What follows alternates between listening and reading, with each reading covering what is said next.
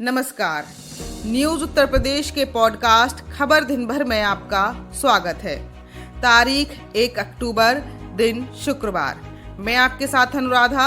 आइए शुरुआत करते हैं आज के मुख्य समाचारों से।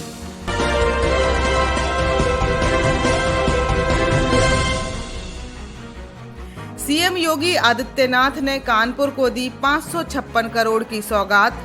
कहा, नवंबर के अंत तक चलेगी मेट्रो।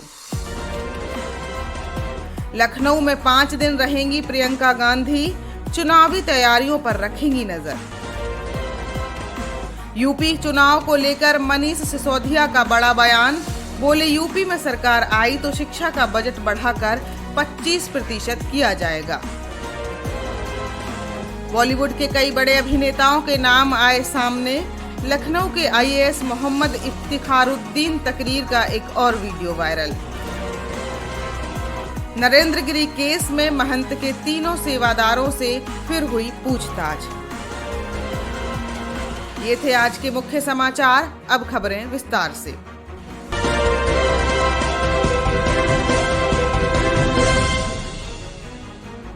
मुख्यमंत्री योगी आदित्यनाथ ने शहरवासियों को 556 करोड़ रुपए के कार्यों की सौगात दी।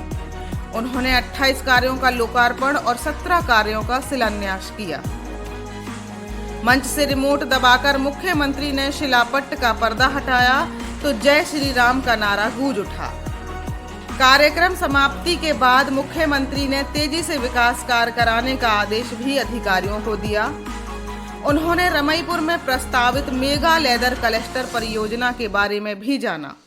इस परियोजना का शिलान्यास भी जल्द ही मुख्यमंत्री के हाथों कराया जाएगा, क्योंकि मुख्यमंत्री ने खुद रुचि लेकर इसे भारत सरकार से मंजूरी दिलाई है।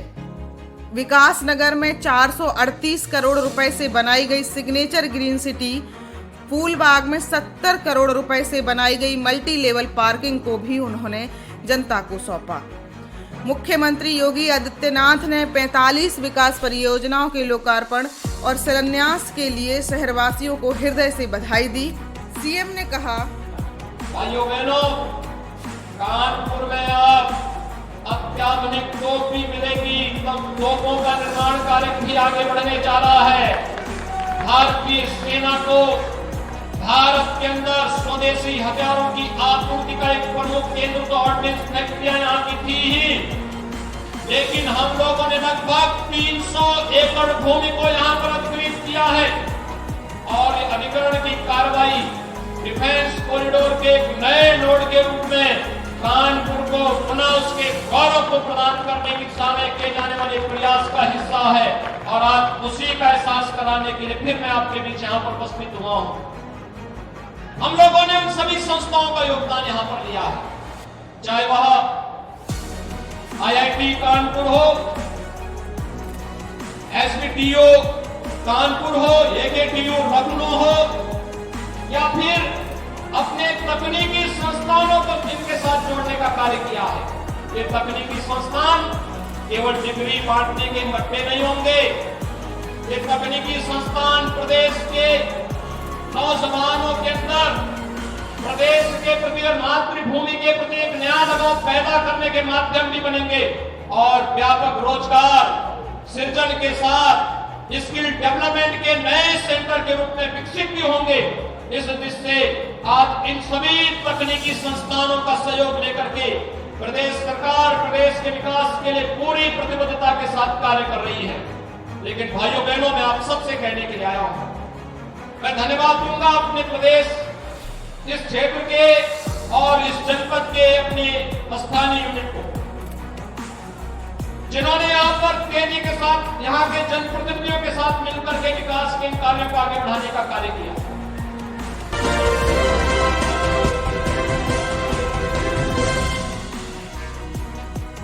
कांग्रेस की प्रदेश प्रभारी प्रियंका गांधी अब सप्ताह में 5 दिन लखनऊ में ही रहकर चुनावी तैयारियों पर नजर रखेंगी।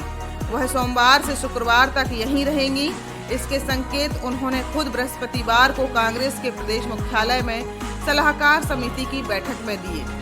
प्रियंका ने बृहस्पतिवार को प्रदेश इलेक्शन कमेटी और स्क्रीनिंग कमेटी के साथ बैठकर अब तक की तैयारियों की समीक्षा भी की। बैठकों में तय किया गया कि विधानसभा चुनाव के लिए उम्मीदवारों की पहली सूची दीपावली के आसपास जारी कर दी जाए। सूत्रों के मुताबिक बैठक में यह भी तय किया गया कि चुनावी रैलियों का आगाज वाराणसी से किया जाएगा।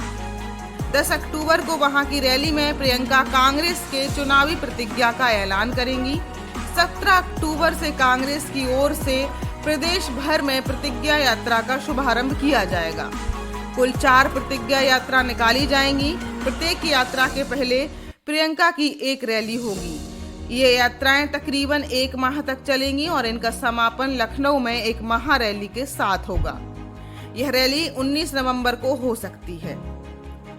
प्रियंका ने कांग्रेस मुख्यालय में विभिन्न सामाजिक संगठनों से बात की। बुनकर समाज ने अपनी दिक्कतें बताई। युवाओं के एक प्रतिनिधि मंडल ने बेरोजगारी का मसला उठाया। पार्टी की स्क्रीनिंग कमेटी की पहली बैठक में उम्मीदवारों की पहली लिस्ट जल्द जारी करने की सहमति बनी। इसमें सभी जिलों और शहर इकाइयों से दावेदारों के प्रस्ताव मंगवाने को कहा गया है।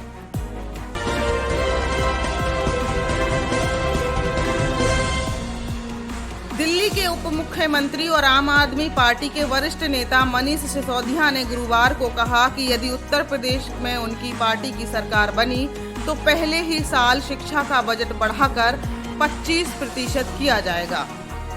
प्रयागराज में सर्किट हाउस में एक प्रेस कॉन्फ्रेंस को संबोधित करते हुए सिसोदिया ने कहा कि साल 2016-17 में उत्तर प्रदेश का शिक्षा बजट 17% के करीब था, जिसे योगी सरकार लगातार घटा रही है। आज वह इसे 13% पर ले आई है। सिसोदिया ने कहा, आज प्रदेश में 1.25 लाख शिक्षा मित्र धक्के खा रहे हैं। महिला शिक्षकों ने तो सिर मुंडाकर योगी सरकार के खिलाफ विरोध प्रदर्शन किया। 5 साल पहले 60% बच्चे सरकारी स्कूलों और 40% बच्चे निजी स्कूल में पढ़ते थे, लेकिन आज यह अनुपात उल्टा हो गया है। आज 60% बच्चे निजी स्कूलों में पढ़ रहे हैं। उप मुख्यमंत्री ने कहा कि सरकारी स्कूलों में शिक्षा का बंटाधार हो रहा है, लेकिन निजी स्कूलों में भी पढ़ाई महंगी होने के बावजूद लोग अपने बच्चों को वहां पढ़ाने के लिए मजबूर हैं। मनीष सिसोदिया ने कहा, अभी तक धर्म और जाति के नाम पर वोट मांगने वाली पार्टियां आती थीं, लेकिन पहली बार एक पार्टी यहां आई है जो कहती है कि आप हमें वोट दो, हम आपके बच्चों को शानदार शिक्षा देंगे। आम आदमी पार्टी सिर्फ कह नहीं रही है, बल्कि दिल्ली में उसने इसे करके दिखाया है।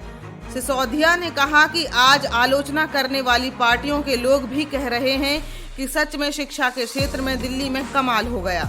उन्होंने कहा कि दिल्ली में पिछले 7 साल में स्कूलों की ढांचागत सुविधाएं निजी स्कूलों से बेहतर दिख रही हैं और सरकारी स्कूलों के नतीजे निजी स्कूलों से बेहतर आ रहे हैं। सिसोदिया ने कहा कि यही वजह है कि दिल्ली के सरकारी स्कूलों के बच्चे IIT और नीट की परीक्षाएं निकाल रहे हैं।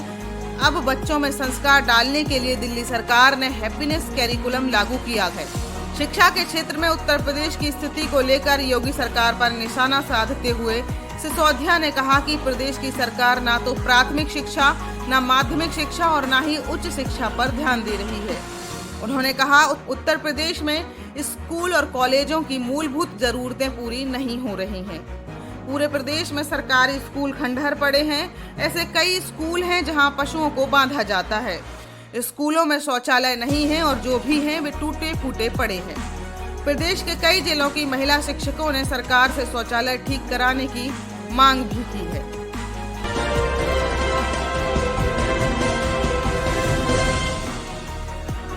कानपुर में कमिश्नर के पद पर तैनात रहे वरिष्ठ IAS मोहम्मद इफ्तिखारुद्दीन का एक और वीडियो बुधवार देर रात सोशल मीडिया पर वायरल हो गया। इस वीडियो में एक शख्स तकरीरें पढ़ कुछ किस्से भी सुना रहा है। वीडियो में IAS अफसर जमीन पर बैठे नजर आ रहे हैं। तकरीर पढ़ने वाला शख्स 2 बॉलीवुड अभिनेताओं के नामों का जिक्र करता है। दावा किया कि एक अभिनेता के रिश्तेदार मोहम्मद इफ्तिखारुद्दीन से मिलने आए थे। SIT ने इस वीडियो को भी जांच में शामिल कर लिया है। SIT पूरे मामले की जांच कर रही है। शुरुआत में SIT को 3 वायरल वीडियो मिले थे। पहले दिन जांच में पुष्टि हुई थी कि वह सभी वीडियो कानपुर के मंडलायुक्त आवास के हैं। अब चौथा वीडियो इसी से संबंधित वायरल हुआ है। वीडियो में चौबेपुर निवासी मोइनुद्दीन किस्से सुनाकर इस्लाम के फायदे गिना रहा है। सामने 8-10 लोगों के साथ मोहम्मद इफ्तिखारुद्दीन भी बैठे हैं। मोइनुद्दीन बॉलीवुड के एक बड़े अभिनेता का नाम लेकर कहता है कि उनके बहनोई साहब मोहम्मद इफ्तिखारुद्दीन साहब से मिले थे, यहाँ आकर रुके थे, काफ़ी जानकारियाँ हासिल की थी और जाते वक्त बहुत सी किताबें ले गए थे। इन किताबों को बॉलीवुड के दूसरे एक बड़े अभिनेता को दे दी, उन्होंने साहब को सलाम भेजा है।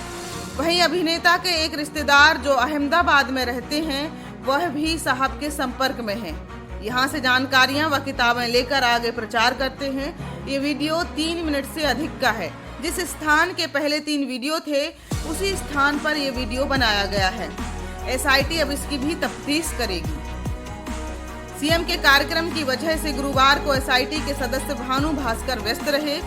अध्यक्ष DG CBCID GL Meena Lucknow में थे। ऐसे में SIT के अन्य सदस्यों जिसमें SP, इंस्पेक्टर, दरोगा व सिपाहियों ने अपने स्तर से आंतरिक जानकारी जुटाने के साथ दस्तावेज आदि जुटा रहे हैं। SIT के अध्यक्ष एक एक कर सभी वीडियो देख रहे हैं।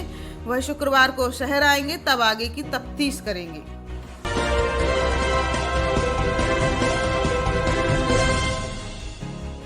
CBI की एक टीम जहां हरिद्वार पहुंचकर आनंद गिरी के आश्रम में जांच पड़ताल में जुटी रही, तो वहीं दूसरी टीम शहर में ही रहकर जांच को आगे बढ़ाती रही। टीम ने पुलिस लाइन में आद्य तिवारी व संदीप तिवारी के साथ ही बृहस्पतिवार को बाघंबरी मठ के 3 सेवादारों को तलब कर पूछताछ की।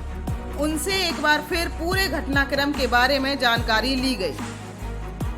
कब क्या कैसे हुआ, न सिर्फ इस बारे में पूछा गया, बल्कि उनके बयानों को क्रमशः एक एक कर दर्ज भी किया गया।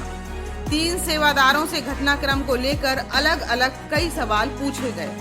हालांकि इन सवालों के जवाब वह पहले से दे चुके हैं, जब CBI टीम ने मठ पहुंचकर जांच पड़ताल की थी। पुलिस के आने से पहले उन्होंने क्या किया, यहाँ तक कि यह भी पूछा गया कि उस दौरान उनके कमरे की पोजीशन क्या थी, यानी कि वह किस जगह और किस दिशा की ओर मुंह करके खड़े थे। सूत्रों का कहना है कि इन सवालों को दोबारा पूछे जाने का मकसद बयानों की क्रॉस चेकिंग करना है। ऐसा करके CBI के अफसर यह सुनिश्चित करना चाहते हैं कि बयानों में कोई बनावटीपन तो नहीं। फिलहाल सेवादारों को कुछ घंटों की पूछताछ के बाद वापस भेज दिया गया। उधर बाघंबरी मठ में बृहस्पतिवार को लगातार दूसरे दिन सन्नाटा पसरा रहा। मठ में रहने वाले सवासियों ने मीडिया से दूरी बनाई रखी। उन्होंने महंत की मौत से जुड़े मामले को लेकर कुछ भी बोलने से इनकार कर दिया।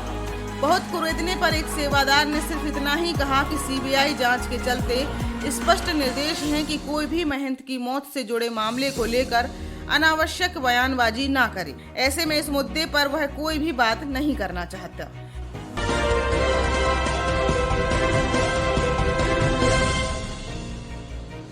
खबरों में आज के लिए बस इतना ही। कल फिर मुलाकात होगी नई खबरों के साथ। तब तक के लिए अनुराधा को दीजिए जाने की इजाजत। नमस्कार, खुदा हाफिज।